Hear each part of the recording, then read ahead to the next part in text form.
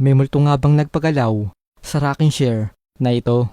Mga kaibigan, sa maikling video na ito ay makikita natin na tila gumagalaw ang rocking chair o tumba-tumba sa ikalawang palapag ng bahay na ito sa probinsya ng Siquijor. Ayon sa nagpost ng video, ang nasabing bahay ay may kainan sa tapat. Saktong kumakain daw siya na mapansin niyang kusang gumagalaw ang rocking chair na ito kahit wala namang tao.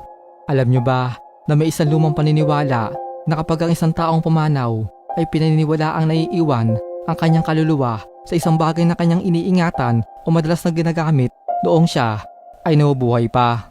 Maaaring naiwan dito ang enerhiya at muling bumalik ang kaluluwa sa rocking chair na to dahil hindi pa tapos ang kanyang misyon sa mundo. Ikaw kaibigan, naniniwala ka ba na multo ang nagpagalaw dito o sadyang gumalaw lang?